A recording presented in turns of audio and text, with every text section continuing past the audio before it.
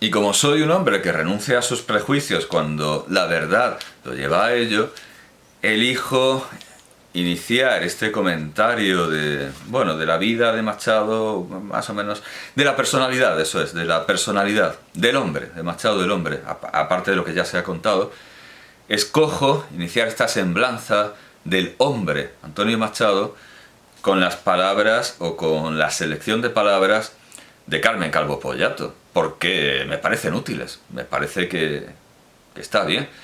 Otra cosa es que las haya escrito ella, bueno, eso es indistinto. Si consideramos que un texto es malo por quien lo firma, estaríamos excluyendo los textos que no han sido escritos por quienes lo firman y que pueden sernos provechosos. En todo caso, este comienzo me parece adecuado y lo cito y lo leo. En realidad, claro, no son las palabras de Carmen Calvo Pollato, son las palabras de Unamuno. Es una cita de Unamuno con lo que empieza, y me viene bien. Las palabras de Unamuno son: vengo de saludar al hombre más descuidado de su cuerpo y más limpio de alma de cuantos conozco. Esto es muy adecuado para empezar esa semblanza, porque redunda en un tópico, al igual que todo el mundo que va a entrevistar o que habla de Armando Palacio Valdés, habla de sus ojos azules. Todo el mundo que va a entrevistar a Antonio Machado, o que habla de él, o que escribe unos recuerdos, habla de lo guarro que era. De hecho, yo sé de profesores que reducían su única lección, los únicos datos que daban sobre Antonio Machado, a decir, lo llamaban Antonio Manchado porque era muy guarro. Ya está, punto, ya no se habla más de Machado. En otro horizonte, en otro estilo, también se explayaba en sus clases en Puerto Rico Juan Ramón Jiménez. Creo que eso lo cita Ayala, que venía de verlo, Francisco Ayala. También se explayaba Juan Ramón Jiménez, pero vamos, de una manera mucho más literaria y mucho más visual. Decía que, bueno, que se había ido a sentar, o puede que esté mezclando testimonios, que se había ido a sentar y había un huevo frito, que no se quitaba nunca los calcetines y estaba como errado, que caminaba como un ánade. Sin embargo, en un pasaje público, en un pasaje que Juan Ramón Jiménez sí da a la imprenta, estos son sus clases, sus maledicencias semiprivadas, se dice que le daba mucha pena, esa... No sé si la cita aquí Carmen Calvo, no, bueno, se pasa inmediatamente a ese torpe aliño indumentario. Bueno, esto es algo confirmadísimo, en una época en la que la gente huele mal, huele muy mal. Creo que acabo de ver en la linterna de Diógenes, que sí, en la linterna de Diógenes dice Guillén que Baroja huele a ratón y sus eructos huelen a ajo. Bueno, en una época en la que todos los escritores huelen mal, todo el mundo sabía que Antonio Machado apestaba, que no era precisamente muy limpio. El profesor Manuel Morales Borrero lo defendía en sus clases diciendo que a ver, ¿qué se le va a hacer? Estaba abandonado, había perdido a su mujer niña, su mujer joven, y estaba desconsolado y no estaba como para limpiar la casa ni para ordenar, y se lo disculpan. Pero que esto se convierta en tópico es tan peligroso como las anécdotas de Valle Inclán. Esto no nos permite llegar al poeta y nos tiene que dar completamente igual. Así que me viene bien que lo saque nada más empezar para quitárnoslo de encima. Vale. Unamuno nos dice que era descuidado de su cuerpo, un tópico. Ya está, ya sabemos, sí, Antonio Machado era un guarro, ya está. Ya está. Como no tenemos que ir a su casa, no nos supone ningún problema. Pero otro tópico es que, y también él lo explota, Antonio Machado, en su autorretrato, otro tópico es que es limpio de alma, que es muy bueno. Esto también es un tópico que él trae en su autorretrato, en el buen sentido de la palabra, bueno. José Guillermo García Valdecasas discutía esto a propósito de un... Bueno, en fin, no sé si es muy arriesgado, puedo decirlo de memoria, pero bueno, puede que esté aquí. Tengo aquí este libro de Fernando Díaz Plaja, que es anterior a la literatura fascista española de Julio Rodríguez Puertolas, que se titula Si mi pluma valiera tu pistola. Y el título es de Machado.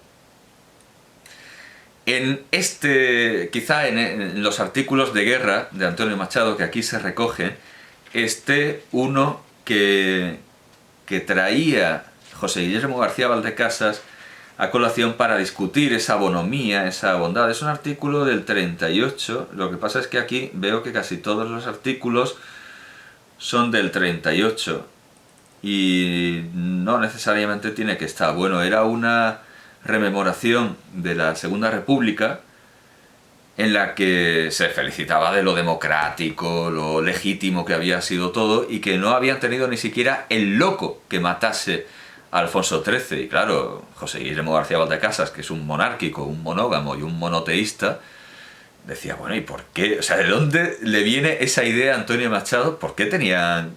O sea, Antonio Machado se felicita de que no haya habido un loco que haya matado a Alfonso XIII, pero al decirlo sin que nadie se lo pida y sin que venga a cuento, lo que está demostrando es su anhelo o su deseo de que un loco hubiera matado a Alfonso XIII.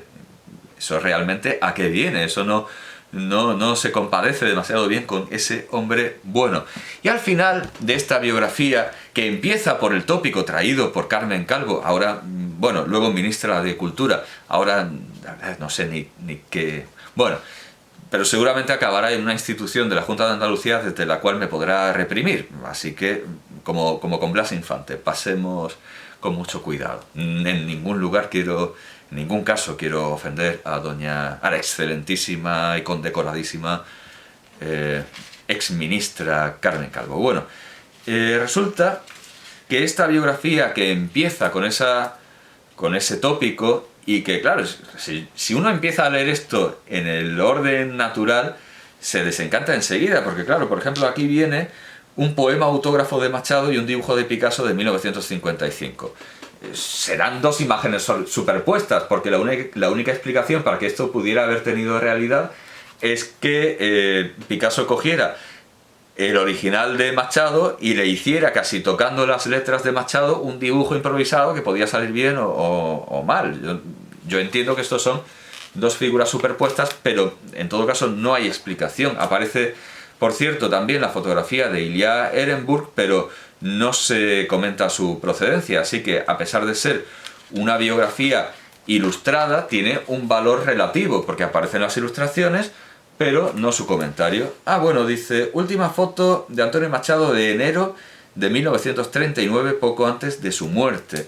Y la fotografía de Ilya Ehrenburg era de 1938, y era muy semejante, o le hicieron una fotografía en el mismo plano, o la imagen está mal. Quiero decir, está mal identificada. O sea, está mal identificada. De entrada directamente no está identificada. Sencillamente. O sea, no dice quién es el autor, no dice el lugar, eso es no identificarla. Pero ya el año, si nos ponemos con el año, es que, bueno, a mí me parecía la misma fotografía. Completamente la misma. Aquí está. Ah, no. Bueno, no sé. Vamos a ver, voy a comparar. Aquí aparece la fotografía completa, con corbata, y está como medio sonriendo. Claro, pero eso tampoco es ningún detalle esclarecedor, porque pueden ser varias tomas. Naturalmente la fotografía está recortada. Aquí no aparece sonriendo, desde luego. La fotografía es muy parecida, y aquí se nota que la camisa es a rayas, en tanto que la reproducción en Gentes Años Vida, Memorias, en la editorial en la editorial Planeta, pues la verdad es que no permite ver muy bien si es a rayas o no. Puede que sean dos fotografías distintas, pero el parecido desde luego es asombroso. Bueno, en fin, que hay material gráfico pero no está debidamente identificado, y aún así es un libro útil. Bueno, claro, yo al final me he ido a la cronología. Hay 5 poemas comentados, con lo cual se delata clarísimamente el propósito didáctico de llevarse al aula este libro. Pero bueno, hay una cronología. Donde quiero llegar es a la bibliografía. Aquí está. Hay una bibliografía que encuentro muy útil. Sobre todo por lo que revela. Dice, tanto la poesía como la prosa cuentan con una edición crítica, la de Oreste Macri, en la colección Clásicos Castellanos de Espasa Calpe, que luego se reeditó aquí por RBA en colaboración con el Instituto Cervantes. Es una edición conmemorativa, muy completa, muy lujosa, más barata que la de Espasa Calpe y es muy recomendable. Esta es la de Oreste Macri, de 1989. Ahí está el todo Machado, salvo, desgraciadamente, el teatro. Yo añadiría, salvo, inexplicablemente, el teatro. Porque ¿qué pasa? El teatro no es de Antonio Machado, aunque también sea de Manuel Machado. Hombre, claro, la obra de Manuel Machado con Montoto ya a lo mejor es pedir mucho, pero, hombre, la obra de Manuel Machado con Machado... la obra de Antonio Machado con Manuel Machado... Bueno, pues no está el teatro y el teatro hay que seguir consiguiéndolo. Ya lo enseñé al tratar de Manuel Machado, hay que seguir viéndolo en la edición de las obras completas de los hermanos Manuel y Antonio Machado en plenitud, 1947-1972, espero que la de 1972 esté más completa, porque en la de 1947 falta el hombre que murió en la guerra, que hay que conseguir en la edición de Espasa Calpe, en la colección austral.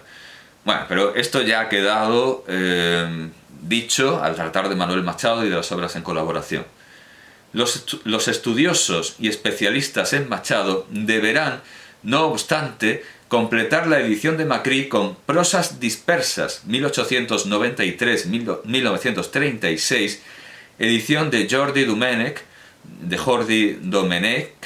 con prólogo de G. Ribans, no sé de qué es la G, en la editorial Páginas de Espuma, de Madrid.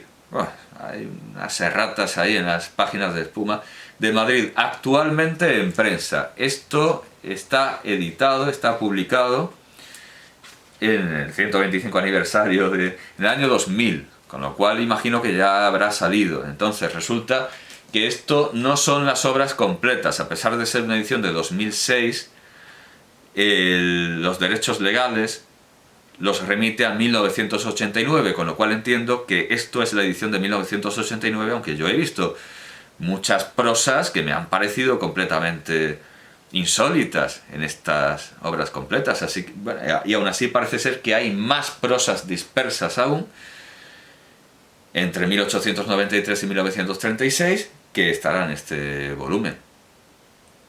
A lo mejor no, a lo mejor en realidad todas las prosas están aquí y simplemente en este volumen de Jordi Domènech lo que hay es comentario, análisis, pero de cosas que ya estaban publicadas, no lo sé.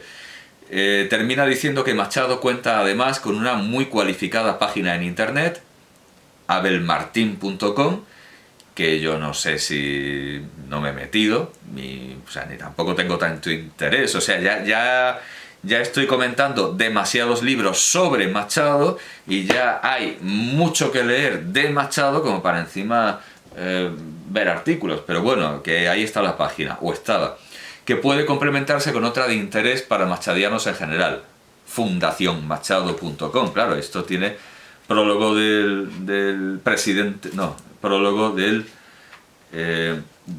presidente de la Fundación Machado, y además el autor, Enrique Batanás, es secretario de la Fundación Antonio Machado, o sea que claro, todo queda en casa. Me he ido a las notas, ya que las fotografías no están bien atribuidas, me he ido a las notas para ver qué se podía aprender más allá de una exposición casi escolar, con fotografías, con ilustraciones. Bueno, esta es Pilar de Valderrama, que es el segundo gran amor de Antonio Machado, pero es una mujer casada. Y claro, un libro sobre Machado, pero más bien sobre Machado y sus mujeres, de una gran escritora. Claro, estoy hablando de libros libros sobre Machado de grandes escritores: Ilia Ehrenburg, Corpus Barga, Julián Marías.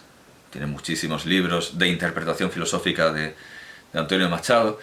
Claro, está el libro de Concha Espina, en donde se dan pistas para saber, sin nombrarla por supuesto, que esa Guiomar poetizada por Antonio Machado, es Pilar de Valderrama. Tengo aquí las obras completas de Concha Espina, pero las tengo en la primera versión, en la de un solo volumen, que no contiene esa obra posterior, y no me importa demasiado, porque son cotilleos, y además cotilleos truncados, y decir como que no se puede decir. Al final Pilar de Valderrama escribió un libro diciendo: sí, soy Guiomar, como diciendo: soy Guiomar, ¿qué pasa? Sí, sí.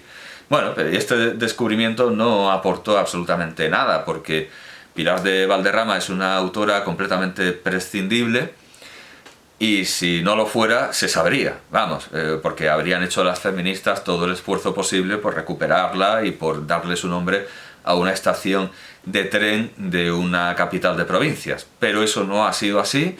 El juicio que tenía Manuel Machado sobre la obra de Pilar de Valderrama parece ser que era muy negativo, y parece ser que el juicio que tenía el propio Antonio Machado iba también por esas líneas, que él quería estar con ella por cuestiones extraliterarias. Así que está, lo que se escriba sobre Pilar de Valderrama es superfluo y ocioso, aunque lo escriba Concha Espina.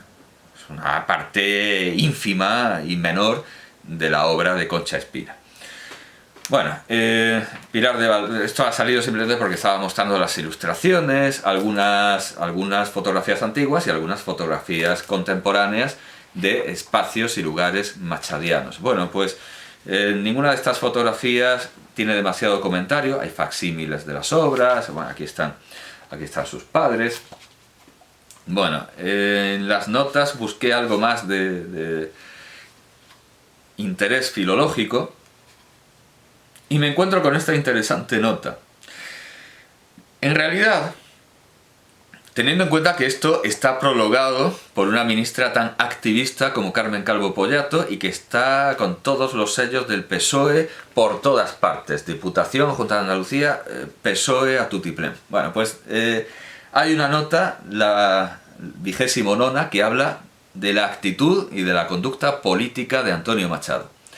En realidad, toda la conducta política, entre comillas, de Machado, que ya hemos dicho que ni siquiera fue concejal, se reduce a lo que en carta a María Luisa Carnelli escribe. Y estas son palabras de Machado, en mensaje epistolar. Carezco de filiación de partido. No la he tenido nunca. Aspiro a no tenerla jamás. Mi ideario político se ha limitado siempre a aceptar como legítimo solamente el gobierno que representa la voluntad libre del pueblo. Por eso estuve siempre al lado de la República Española, por cuyo advenimiento trabajé en la medida de mis fuerzas y siempre dentro de los cauces que yo estimaba legítimos. Cuando la República se implantó en España, como una inequívoca expresión de la voluntad popular, la saludé con alborozo y me apresté a servirla, sin aguardar de ella ninguna ventaja material. Bueno, la defendió durante la guerra con versos como este, dirigido a Enrique Lister: si mi pluma valiera tu pistola. Él usó medios legítimos, pero elogió los medios violentos, como esta portada refleja. Esta portada además con la hoz y el martillo que defendía Enrique Lister. Mientras su hermano se decantaba más por esto otro. Bueno, y eso además lo llevó a la Real Academia Española, en la que antes entró Antonio Machado, fue votado, pero él no tenía, asombrosamente, tenía intereses cosmopolitas, tenía intereses en París, en estar en Madrid, en que su obra fuera conocida, pero por la Academia nunca se interesó, por la Academia nunca se interesó, nunca llegó a pronunciar su discurso de ingreso. Naturalmente se le guardó su asiento, porque el nombramiento es vitalicio. Cuando Félix de Azúa, que es también un académico de número de la Real Academia Española, comparó a la alcaldesa de Barcelona con una pescadera, o dijo que dijo que tenía que estar sirviendo pescado, limpiando pescado, en lugar de rigiendo la ciudad de Barcelona, se pidió que la Academia lo expulsara. Pero en tiempos de Franco no se expulsó a Antonio Machado de su asiento, porque la Academia otorga una silla vitalicia. Y encima Antonio Machado, hay que recordar, Era un académico que estaba ocupando su asiento, es decir, que nadie podía ser académico en su lugar. Era un académico que no había tomado posesión, porque le daba pereza escribir el discurso, no lo hizo nunca, no tuvo interés. Su hermano, en cambio, sí que tenía mucho interés por ser académico, y es algo que facilitó José María Pemán, a cuyas poesías selectas, en la última versión más depurada de cosas fascistas, le pone prólogo Manuel Machado, en la edición de 1947. Que Manuel Machado muere en 1947. En realidad, esas obras prologadas por Machado están muy modificadas por Pemán. No son las que prologa Machado. Son unas cada vez más liberales, cada vez más católicas, cada vez más progresistas. Seguramente lo que prologó Machado era un poco más fascista, y precisamente por ese servicio a la Falange es por lo que se facilita su ingreso en la Real Academia, en un tiempo en el que no está el horno para bollos, pero sí está para conservarle su silla, su asiento, a Antonio Machado, porque el asiento es vitalicio. Bueno, esto es lo que dice en una carta, y dice el biógrafo Enrique Baltanás. Machado, no obstante, olvida en este texto, que se llama Admirable Carta, que la legitimidad de la proclamación republicana, con argumentos jurídicos en la mano, es harto dudosa, pues esa inequívoca expresión de la voluntad popular no se manifestó en unas elecciones, a no ser las municipales de 1931, que los republicanos en realidad perdieron. Gol por toda la escuadra. Otra vez, el milagro de la Junta de Andalucía. Se publican cosas contra la ideología predominante y prevalente de la Junta de Andalucía, porque la Junta de Andalucía no lee la obra completa, no lee lo que se publica. Gol por toda la escuadra, que además ni siquiera estoy de acuerdo del todo. Dice, no se manifestó en unas elecciones, a no ser las municipales de 1931, que los republicanos en realidad perdieron. En cualquier caso, recuérdese la fecha y el lugar de la carta, 19 de noviembre de 1938. Vamos, eso no es una pista, porque aquí tenemos los artículos de guerra, son mayoritariamente de 1938, pero claro, ya en noviembre. Y las circunstancias que hacen al caso. O sea, aquí está diciendo Machado, no, pero si yo no he hecho nada, pero si yo he escrito, en fin, si mis palabras no... Si mi pluma valiera tu pistola. Bueno, en cuanto a esto de la legitimidad, hay que reconocer que el advenimiento de la República fue un golpe de Estado, que antes intentó serlo militar, pero fracasó, en el que, por cierto, estaba envuelto también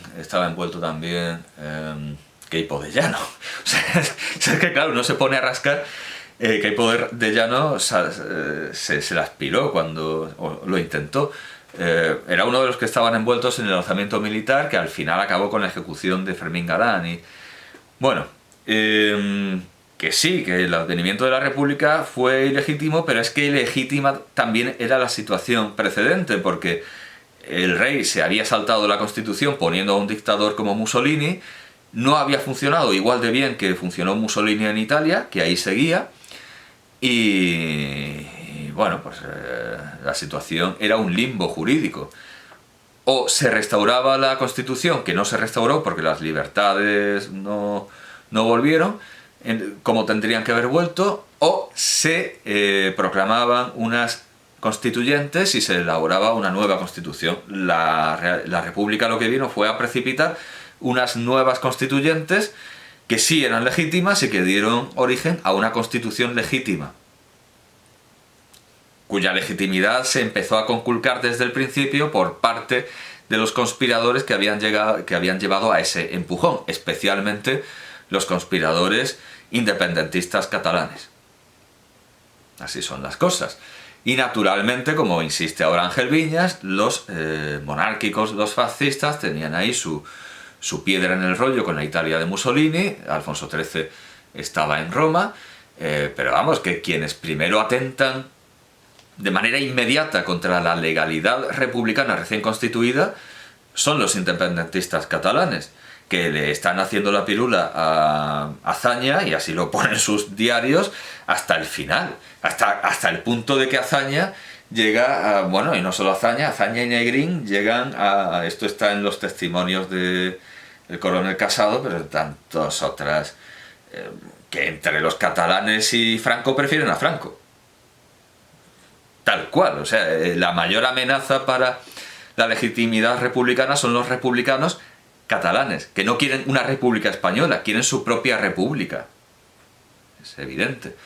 Bueno, esto en cuanto a la política de Antonio Machado, que hace perfectamente lógico que ya no sea una lectura obligatoria. Es completamente normal. Con este historial de españolista, antinacionalista, y que luego encima dice que él apoya la legitimidad, que luego sea otra cosa y que luego apoye las armas de los comunistas. Pero en cierta medida sí se puede decir que con esas ventoleras extrañas como de que ha faltado el loco que lo mate, no hemos tenido ni al loco que lo mate. ¿A qué viene eso? Al margen de esas extrañas ventoleras, sí se puede decir que Antonio Machado apoya la legitimidad, apoya la ley, como otros muchos políticos españoles y pensadores políticos españoles, preferentemente en la medida en la que coincida con su querer y con su voluntad. Él es republicano desde tiempos muy remotos y la legitimidad para él coincide asombrosamente casi siempre con la república, pero en general sí se puede decir que está por la legitimidad. En cuanto a que sea una buena persona, eso me parece que es un tópico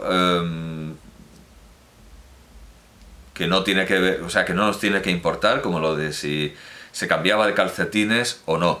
Es algo muy repetido, pero yo no lo he conocido, no lo sé, ya hemos visto que sus ventoleras tiene. Esta alabanza de la pistola, esa extraña mención al loco que no mata a Alfonso XIII, pero podría. No nos tiene que importar, ni tenemos que ir a su casa para que nos preocupe si se ducha o no, que no, vamos, spoiler, no, ni vamos a hacer negocios con él, ni nos vamos a casar con él, como para que nos preocupe realmente si era el ser humano angelical que todos percibían, que Unamuno, etc., o era humano como todos y tenía sus cosas. Tampoco nos importa. Nos importa lo del desaliño y lo de ser, en el buen sentido, bueno, en la medida en la que nos proporciona esa obra de arte bastante feísta, bastante ripiosa, irónica, romántica, posromántica, que es su autorretrato. Nos importa la obra. Como digo, no nos vamos a tener que meter en la cama con él para saber si se quita los calcetines o si es buena persona. Nos da completamente igual. Y dicho esto, creo que, o sea, habiendo resuelto estos aspectos y pareceres de su persona, disolviéndolos, no resolviéndolos, sino directamente diluyéndolos y disolviéndolos en un absoluto no nos importa, ya pasemos a lo poco que tenemos de sus obras completas, porque ya hemos visto que a la luz de lo que se publica cada día no son completas. Pero bueno, lo más parecido a unas obras completas, y la verdad es que yo estaba contentísimo, porque estas obras del Instituto Cervantes en colaboración con RBA raras veces son, o las de Aguilar, raras veces son completas de verdad. Pero yo estaba contentísimo con el buen trabajo que había hecho Oreste Macri y bueno, y ahora resulta que a lo mejor no son tan completas. Son 3 volúmenes. El primero tiene una extensa introducción no ilustrada de Oreste Macri con una bárbara bibliografía. Muy detallada bibliografía, pero claro, parece ser que hasta el año 89, una buena prueba para saber si esto está actualizado o no sería ver si hay libros posteriores al año 89. Pero al leerla, que la he leído, no caí en esto, no lo he hecho. Así, bueno, por ejemplo, aquí está la bibliografía en francés y el orden es cronológico, desde 1924, sí, hasta 1973. O sea, sí, yo creo que efectivamente es lo que dice lo que dice al principio. Bueno, aquí hay libros de grandes escritores sobre Antonio Machado, Eugenio d'Ors, John Dos Passos, Ilia Ehrenburg, efectivamente.